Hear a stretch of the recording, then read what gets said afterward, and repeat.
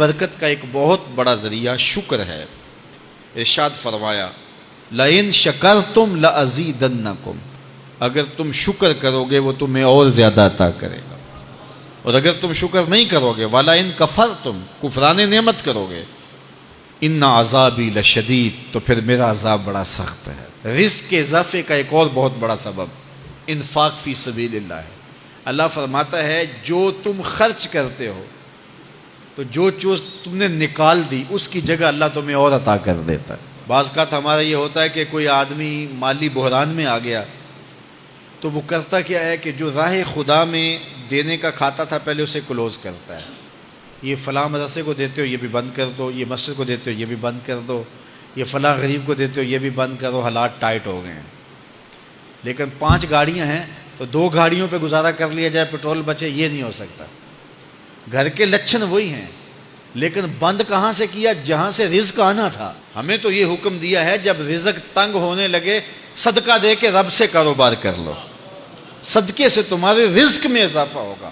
یہ رب کا وعدہ ہے اور اللہ کے وعدے جھوٹے نہیں ہو سکتے۔ رزق کی برکت کا ایک اور بہت بڑا ذریعہ النکاح ہے۔ فرمایا اگر تم نکاح کرو گے، تم فقیر ہو وہ تمہیں غنی کر دے گا۔ لوگ کہتے ہیں بچہ پیروں پہ کھڑا ہو لے تو پھر نکاح کریں گے، اللہ کہتا ہے تم نکاح کرو ہم پیروں پہ کھڑا کر دیں گے۔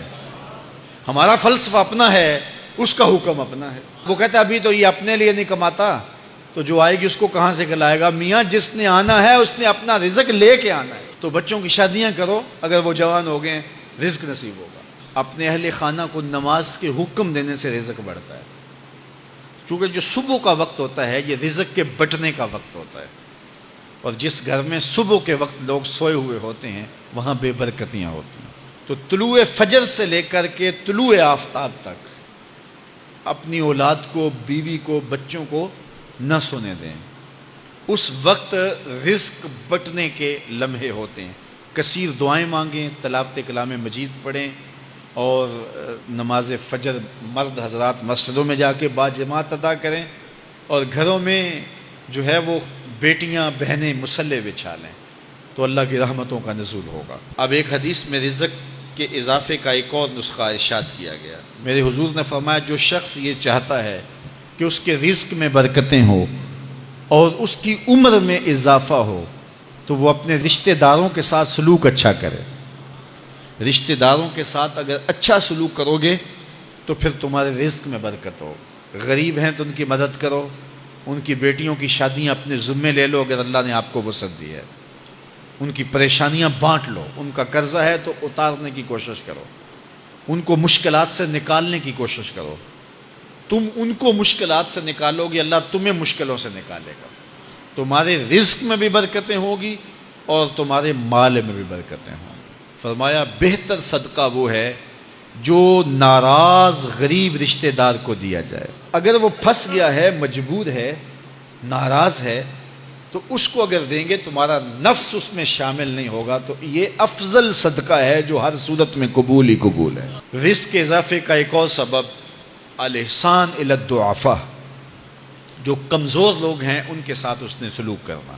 الانفاق علی طلبۃ العلم، طالب علموں پہ خرچ کرنا، یہ بھی رزق میں اضافے کا سبب اور ذریعہ ہے۔ وہ حضرت بابا فرید نے کہا نا 6واں رکن دین کا روٹی ہے۔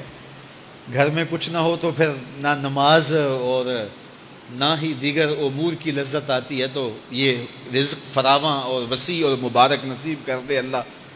تو اس کے لیے ایک اور وظیفہ میں دیتا ہوں، اور وہ یہ کہ مغرب کے بعد 21 مرتبہ سورۃ الکوثر پڑھ لیں، کثرت ہو جائے گی انشاءاللہ۔